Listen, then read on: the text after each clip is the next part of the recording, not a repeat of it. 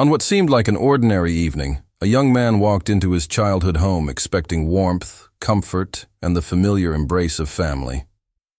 But what he stumbled upon instead shattered everything he thought he knew about love and loyalty. His wife, the woman he trusted most, was in the kitchen, her actions so precise, so calculated, that at first glance they looked harmless. Yet a closer look revealed something chilling. She wasn't preparing a meal out of care, but mixing something sinister into his mother's food. In that moment, his world spun out of control. Why would the woman he married plot against the woman who raised him? And what would he do with this terrifying truth? The story begins in a quiet suburban neighborhood where everything appeared peaceful on the surface, yet beneath the calm exterior lay buried tensions waiting to erupt. The main character, Daniel, had always been known as a dutiful son. Raised by a single mother after his father passed away early in his childhood, Daniel learned quickly the values of responsibility, loyalty, and sacrifice. His mother, Margaret, dedicated her entire life to him, working long hours and sacrificing her own happiness so her son could grow up educated and secure. Their bond was unshakable, a connection forged in hardship and love. When Daniel married Claire, he believed he was giving his mother the daughter she had always wanted, and himself a partner who would share the journey of adulthood. Claire was beautiful, poised, and intelligent, with a charm that seemed to win people over effortlessly. At first, Margaret welcomed her warmly, grateful that her son had found someone who could stand beside him. Family dinners were lively, conversations were easy, and for a brief moment, Margaret thought she had truly gained another family member. But things began to shift slowly, almost imperceptibly as the years passed. Claire started drawing invisible boundaries, suggesting that Margaret was too involved in their lives, too present in decisions that should belong to a married couple alone. Daniel, caught between his wife and mother, often tried to smooth over these disagreements, assuring Claire that his mother meant no harm and telling Margaret that Claire was simply adjusting to married life. For a time, his efforts held the fragile balance together, yet beneath Claire's polished exterior, jealousy simmered. She could not understand the closeness between mother and son. Every time Daniel chose to spend an evening helping his mother fix something around the house or stopped by to share a meal with her, Claire saw it as a threat rather than an expression of gratitude. In her eyes, Margaret wasn't just his mother, she was competition. And competition, Claire believed, had to be eliminated. Meanwhile, Daniel was oblivious to the depth of Claire's resentment. He worked long hours in a corporate job, hoping to build the life he had always dreamed of: stability, comfort, and eventually children. He assumed his wife and mother would grow closer with time, believing that bonds within a family naturally strengthen as years go by. But he ignored the subtle signs, the way Claire's smile stiffened when Margaret entered a room, or the sharp tone hidden beneath polite words. He didn't see how often his wife forgot to invite his mother to gatherings, or how she rolled her eyes when Margaret shared old stories. Margaret, though gentle and forgiving, felt the chill. She often excused Claire's behavior as youthful impatience, telling herself that with kindness, the relationship would improve. But deep down, she knew her presence was unwelcome. She stayed quiet, hoping not to cause trouble for her son, even though her heart ached at the distance growing in her own family. Over time, Claire's frustration deepened into something darker.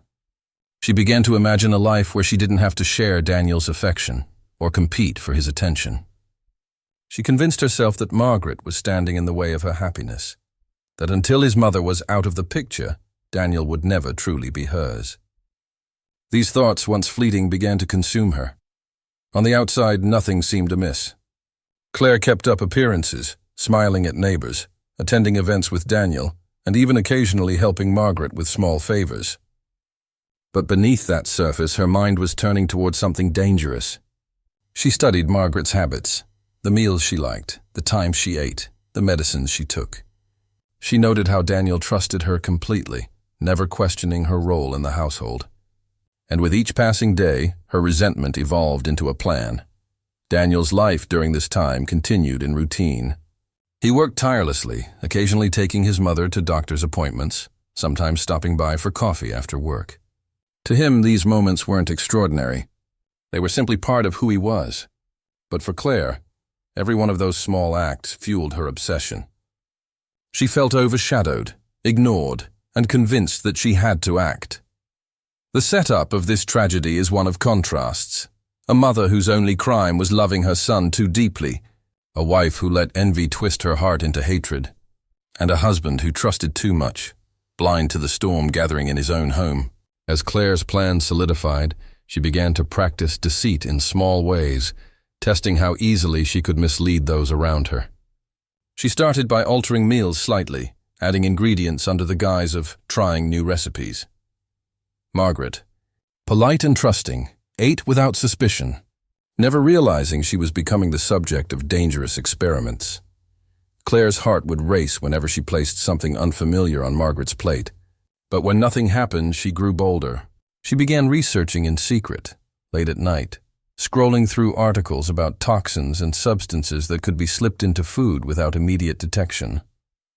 It was no longer a passing thought, but an active scheme. What Daniel could not see was how carefully his wife was building this facade. She smiled in front of him, asked about his day, and pretended to show concern for his mother's well-being. But every word, every gesture, was a mask hiding the venom growing within her. And though Margaret sensed unease, she had no proof, no clear reason to sound an alarm. The stage was set for something unthinkable. Margaret's quiet endurance, Daniel's trusting nature, and Claire's burning resentment had created the perfect storm. Soon, all it would take was a single moment, a single evening, for the facade to shatter, revealing the betrayal in its raw, horrifying truth. And that evening was approaching far sooner than anyone realized. The quiet discontent that simmered beneath the surface of Daniel's household had grown too large to contain. For Claire, every interaction between her husband and his mother fed into a narrative she replayed in her mind, that she was being replaced, disregarded, and disrespected. Margaret, though never openly confrontational, embodied everything Claire despised: unshakable influence, unearned affection, and the constant reminder that Daniel's heart had already been claimed long before marriage.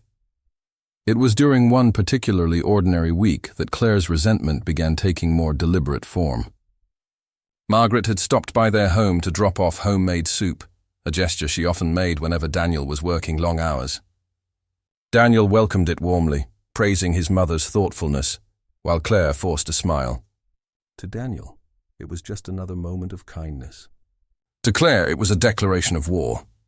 That evening, as she watched her husband savor the meal, Claire's thoughts spiraled. This is what I'm competing with, she told herself. If she stays, I will never truly have him. From that day forward, Claire's behavior subtly shifted. She began to experiment, testing boundaries in ways no one immediately noticed. At first, she offered to take over the cooking whenever Margaret visited, presenting it as a gesture of appreciation. Margaret, grateful for the effort, agreed. But beneath her smile, Claire's eyes burned with intent. She started adjusting seasonings, experimenting with herbs and powders. To anyone else, it looked like culinary creativity, but Claire was observing, noting, and plotting.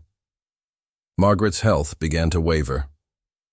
Nothing dramatic at first, just fatigue, occasional dizziness, and a persistent stomach ache. She brushed it off as the natural wear of aging, but Claire silently delighted in the results. Daniel grew mildly concerned, urging his mother to see a doctor, but tests revealed nothing conclusive. Margaret left reassured, though weakened, while Claire's confidence grew. Claire's late-night activities also became more deliberate. When Daniel was asleep, she sat in the glow of her laptop, searching quietly for substances that could mimic natural ailments. She read about poisons disguised as foodborne illness, ingredients undetectable in small doses but devastating over time. Her obsession grew until she began sourcing items from obscure online vendors, each package discreetly delivered under the guise of household products. Meanwhile, Daniel remained blind to the storm forming within his home. His days were consumed by work deadlines and endless meetings. At night, he would collapse into bed, grateful for a wife who seemed attentive and a mother who never complained. He was a man content in his assumptions, never suspecting that the two women he loved most were locked in a silent battle for his loyalty. one fighting with patience and love, the other with bitterness and calculation. Margaret, though, was no fool. While she lacked proof, she began to sense a growing hostility cloaked beneath Claire's civility. Claire's gaze lingered too long. Her compliments carried a sharp edge, and the warmth that once existed between them had turned brittle. Margaret chose silence, unwilling to burden her son with worries that might seem unfounded. Yet in her heart, unease grew. The tension escalated when Margaret invited Daniel to her house for dinner on a quiet Sunday. She prepared his favorite meal and waited with joy, only for him to arrive with Claire at his side. Margaret welcomed them both, though she felt the shift in the air the moment Claire stepped into the kitchen. Claire insisted on helping, taking over dishes and adding her own touches. Margaret smiled politely but watched carefully as Claire handled the food with a precision that felt rehearsed. Daniel noticed nothing, happily enjoying his meal, while his mother pushed her food around her plate with subtle caution. After that night, Margaret began to eat less whenever Claire was involved in preparing meals. She excused it as a lack of appetite, but inwardly she distrusted her daughter-in-law's sudden enthusiasm in the kitchen. Still, without evidence, she said nothing. Claire, however, grew frustrated at the lack of results. Margaret's health was faltering but not failing. Her plan required escalation. She began slipping larger amounts of substances into food, masking bitterness with spices, hiding strange textures in sauces. Every time Margaret winced, every time she excused herself early from the table, Claire felt a thrill. She convinced herself she was close to success, that soon Daniel would have no choice but to dedicate himself entirely to her. Then came the night everything changed. Daniel had left work earlier than expected, hoping to surprise his wife with flowers and spend a quiet evening together. As he pulled into the driveway, he noticed his mother's car parked nearby. Curious but not alarmed, he entered the house quietly, expecting to find them chatting over coffee. Instead, what he found froze him in place. From the hallway, he could see into the kitchen where Claire stood at the counter, carefully mixing something into a steaming bowl of soup. Her movements were meticulous, her expression focused. On the table beside her sat Margaret's purse and cardigan, proof that his mother was present. At first, Daniel's mind struggled to process the scene. Was his wife simply seasoning food? But then he noticed the small vial in her hand, the way she tipped it discreetly, stirring quickly afterward. His chest tightened as realization struck. Claire turned at the sound of the door, her face lighting up with feigned surprise. She greeted him warmly, hiding the vial behind her back, but Daniel's eyes were already locked on the soup. His heartbeat thundered, a rush of denial and dread crashing through him. He wanted to believe there was an innocent explanation, but the image burned too vividly. His wife, his trusted partner, had been preparing something not meant to nourish, but to harm. Margaret, emerging from the living room with a gentle smile, had no idea of the storm about to erupt. She thanked Claire for preparing dinner and began to sit, unaware of what had just been slipped into her bowl. Daniel's breath caught. In that moment he faced a choice: remain silent and preserve the illusion of his life, or act and shatter it forever. The rising action reaches its height here, with Daniel's discovery tearing away the fragile veil of normalcy. Everything he thought he knew about his marriage crumbled in a single glance, leaving him to wrestle with disbelief, fear, and betrayal. The love he once celebrated now stood stained by suspicion, and the loyalty he carried toward his mother demanded immediate reckoning. Claire, sensing his unease, tried to mask her panic. She urged them both to eat quickly, laughing nervously, dismissing Daniel's questions with vague answers. But her husband's silence was deafening. He could no longer see her as the woman he had once trusted. Instead, every word, every gesture, dripped with danger. The stage was set for the confrontation that would follow, the inevitable climax where truth could no longer be hidden. The silence in the kitchen was suffocating. Daniel's hands tightened into fists at his sides as he stared at the steaming bowl on the counter, the faint aroma now laced with something sinister. His heart pounded so heavily he thought both women could hear it. Margaret, oblivious to the storm in her son's chest, pulled out a chair and prepared to sit, her face carrying the quiet exhaustion of a woman who had spent her entire life giving. Claire moved quickly. Too quickly, rushing to place the bowl before Margaret as though eager for her to taste it. Her smile was strained, the edges twitching with nervous energy. She spoke cheerily, masking her urgency in forced warmth, urging Margaret to eat before the food cooled. To anyone else, the moment might have seemed ordinary. But to Daniel, it was a nightmare unfolding in plain sight. He couldn't breathe. Every instinct screamed at him to act, but part of him resisted, hoping there was still some explanation, anything other than the horrifying truth. Could he have imagined the vial? Could his eyes have played tricks? Yet the memory of her deliberate movements was seared into his mind. There was no denying what he had witnessed. Margaret reached for the spoon, her frail fingers curling around it with trust that had never wavered. That trust, Daniel realized, was being weaponized against her. In that split second, he moved. His hand shot out, gripping her wrist before the spoon touched her lips. The room froze. Margaret blinked in confusion, her eyes searching her son's face. Claire's expression flickered. First shock, then an attempt at amusement, as though to laugh off his sudden interruption. But Daniel's glare cut through her facade. He snatched the bowl away, slamming it onto the counter with a force that sent broth splashing across the surface. Claire's smile faltered. Her eyes darted to the bowl, then back to Daniel, calculating her next move. She tried to speak, her voice smooth, insisting it was simply dinner, that he was overreacting. But Daniel's silence was heavy, his gaze burning with a mixture of rage and heartbreak. Margaret, still seated, looked between them, confusion giving way to dread. She had sensed unease before, had felt the sharp edges beneath her daughter-in-law's politeness, but never had she imagined it could take this form. Her chest tightened as realization dawned. Her son had caught his wife in something terrible. Daniel demanded an explanation, his voice low and shaking, not from uncertainty, but from the sheer force of emotion threatening to spill over. He asked what she had poured into the bowl, his words sharp enough to slice the air. Claire faltered. She stammered at first, attempting denial, but under his unrelenting stare, her composure crumbled. She shifted tactics, trying to turn the accusation back on him. She accused Margaret of manipulating him, of standing between their marriage, of making her feel like an outsider. Her voice rose with each word, desperation cracking through her carefully maintained veneer. She painted herself as the victim, insisting that everything she had done, every adjustment to meals, every attempt to intervene, was born from the unbearable weight of being second in her own husband's life. But the more she spoke, the clearer her guilt became. The words tumbled out in frantic bursts, no longer carefully measured but raw and frantic. She raged about Daniel's loyalty to his mother, about the dinners, the errands, the constant presence that left her feeling invisible. And then, almost without realizing it, she confessed. Not directly, not in plain words, but in the twisted logic of her rant.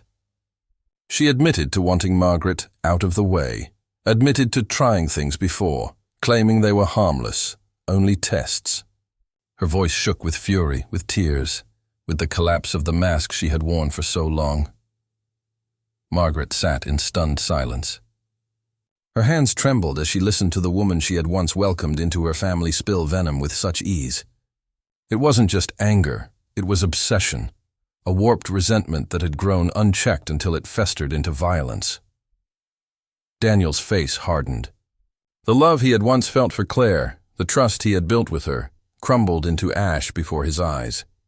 He saw not a partner but a stranger, someone capable of harming the one person who had sacrificed everything for him. His chest ached with betrayal, his mind racing between rage and devastation. Claire, seeing his silence as an opening, tried one last time to twist the truth. She approached him slowly, her voice softening, her eyes pleading. She told him she did it for them, for their marriage, for their future. She claimed she only wanted his love fully, without interference. She reached for his hand, desperate to pull him back into her illusion, but Daniel recoiled. He pulled away sharply, the disgust in his eyes undeniable. In that moment, Claire understood she had lost. Not just her scheme, but everything, his trust, his loyalty, his love. The confrontation escalated into chaos. Daniel demanded the vial she had hidden. At first, she refused, clutching it tightly, but under his unyielding demand, her resolve broke. With trembling hands, she revealed the small container, placing it reluctantly on the counter. The truth was no longer deniable. Margaret's breath hitched as she stared at the vial, her worst fears confirmed. Her body trembled, not just from the thought of what could have happened, but from the deep ache of knowing someone she had once embraced as family had plotted against her with such cold intent. Daniel's anger finally erupted. He shouted, not just at the act itself, but at the betrayal that cut deeper than any wound. His words were sharp, fueled by years of trust shattered in an instant. He demanded to know how long she had been planning, how she could justify such cruelty. Claire broke into sobs, no longer able to maintain the polished mask she had once worn so carefully. The climax of the storm was not just in the shouting, not just in the revelation, but in the unbearable silence that followed. Daniel stood between his mother and his wife, the two women who defined his world, now placed on opposite ends of morality. One had given him life and love without condition. The other had tried to destroy it out of jealousy. Claire sank to the floor, weeping, muttering broken justifications. Margaret, her strength waning, placed a trembling hand on her son's arm, grounding him in the middle of his rage. Her eyes, though filled with tears, carried no hatred, only sorrow. She had been wronged in the worst way, yet her instinct was still to protect Daniel from being consumed by his anger. The scene in that kitchen was one that would never fade from memory. The confrontation laid bare every hidden resentment, every unspoken fear, every mask that had concealed the truth. It was the moment the house of lies collapsed, leaving only the raw, painful reality. Daniel knew then that nothing would ever be the same. His marriage was shattered, his trust obliterated, and the home he had dreamed of building now tainted by betrayal. But above all, he knew one thing with absolute clarity. His mother's life had nearly been stolen, and he would never allow it to happen again. The climax reached its peak, not in the words spoken, but in the decision silently forged in Daniel's heart. The truth was exposed. The betrayal undeniable. The question now was not what had happened, but what he would do next. The storm of confrontation had passed, but what remained in its aftermath was heavier than silence itself. The kitchen, once the warm heart of the home, now felt like a crime scene, tainted by betrayal, fear, and grief. Daniel stood rooted to the spot, the vial of poison sitting on the counter like a grotesque symbol of everything that had just unraveled. His wife, the woman he once envisioned building a future with, sat on the floor sobbing, her tears mixing with words of justification that no longer made sense. Margaret, pale and shaken, gripped the edge of the table for stability. The realization of how close she had come to being poisoned left her both terrified and heartbroken. She had welcomed Claire into her life, trusted her with the love of a daughter, and been repaid with treachery. Still, her heart ached more for her son than for herself. She could see the torment etched into Daniel's face, the disbelief and devastation of a man watching the foundation of his life collapse in one evening. Daniel finally broke the silence. His voice was hoarse, drained of strength, but resolute. He told Claire it was over, that whatever they had shared, whatever bond they once called marriage, had been destroyed beyond repair. The words cut sharply, not only for Claire but for himself. To speak them aloud was to admit that his dream of a family, of stability, of love lasting a lifetime, had been shattered by her own hand. Claire begged. She crawled toward him, her voice raw with desperation, insisting she acted out of love, that she had been driven to madness by jealousy.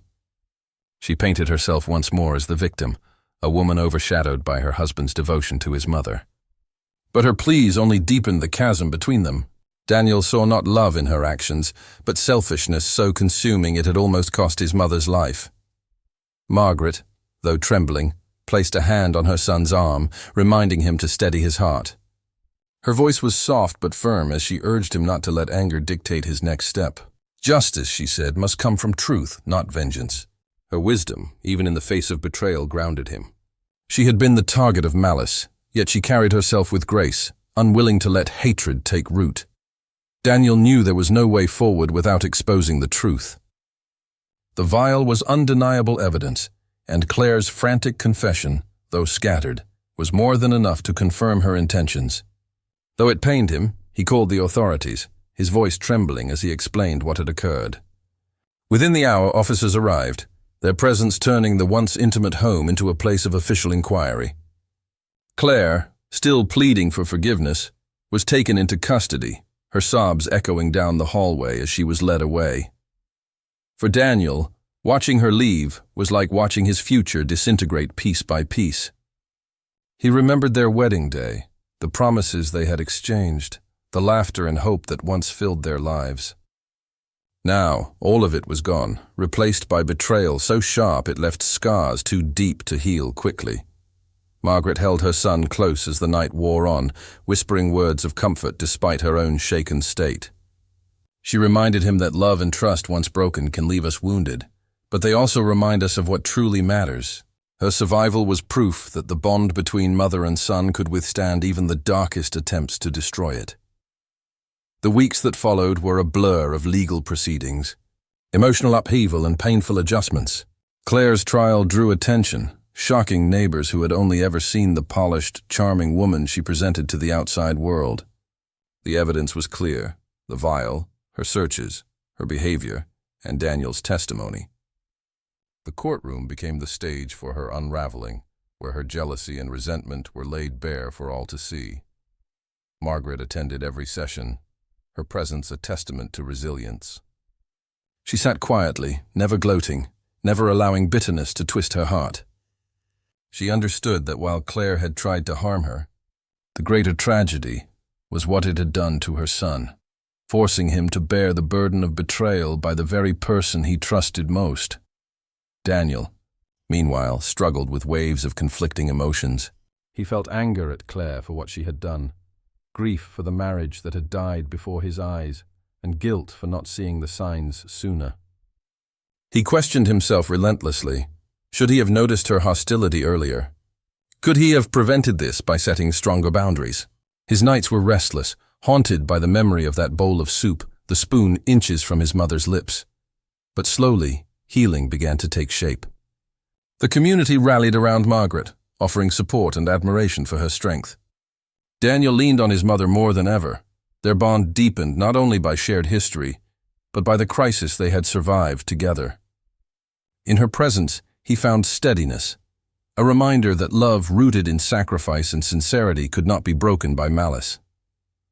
Claire, found guilty of attempted poisoning and reckless endangerment, was sentenced. As the gavel struck, Daniel felt a mixture of relief and sorrow. He had once loved her deeply, believed in her goodness, but now she was a stranger, a cautionary tale of how envy can consume a heart until nothing remains but darkness. The impact of those events stretched far beyond the courtroom. For Daniel, trust became something sacred, no longer given lightly. He learned to value honesty above charm, character above appearance. He poured himself into repairing the fractured pieces of his life, focusing on work, community, and most importantly, caring for his mother. Margaret, though scarred by the ordeal, refused to let it define her. She continued her quiet acts of kindness, reminding those around her that forgiveness, though difficult, is not weakness, but strength. And yet, forgiveness did not mean forgetting. She knew what had been intended for her, and she never ignored the gravity of that truth. Instead, she used it as a lesson, a warning of how unchecked resentment can destroy not only relationships but entire lives. She spoke to friends, to neighbors, even to church groups, about the importance of recognizing hidden pain before it festers into something dangerous. The story of that night became a whispered cautionary tale in the community, retold with a mixture of disbelief and horror. How could a wife turn against her own mother-in-law in such a way? How could love twist into something so toxic? Yet behind the gossip lay a deeper truth, that jealousy, when left unaddressed, can corrode even the most promising of relationships. For Daniel, moving forward was not easy. Trust had to be rebuilt within himself first. He struggled with loneliness, haunted by the dual loss of his marriage and his sense of security. But with time, he found peace in the quiet strength of his mother's presence and the unwavering support of those who cared for him. He learned that healing does not come from erasing the past, but from facing it, accepting it, and choosing to rise despite it. Years later, when he looked back on that night, Daniel no longer saw only the pain. He saw the clarity it had brought, the reminder of what truly mattered, the proof of his mother's unyielding love, and the lesson that not all who enter our lives deserve to remain in them. It had cost him dearly, but it had also freed him from illusions, giving him the wisdom to build a future rooted in truth. Margaret, though older and frailer with each passing year, found peace in knowing her son had chosen the path of integrity. She had nearly lost her life to jealousy, but she had gained something profound, a renewed closeness with Daniel that no darkness could destroy. And as for Claire, her name faded from daily conversation, remembered only as the woman who had allowed envy to consume her. Her choices had written her legacy, not of love, but of betrayal. In the end, the impact of that night lingered, not as a scar that weakened, but as a mark of survival that strengthened. It reminded everyone who heard it that love must be nurtured, trust must be treasured, and jealousy, if left to fester, can turn even the closest bond into a battlefield. For Daniel and Margaret, the tragedy had nearly destroyed them. But by facing it, by choosing truth over denial and justice over vengeance, they emerged not only survivors, but stronger than before. Their story became a testament to resilience, a reminder that even in the darkest betrayals, there can be light, healing, and hope.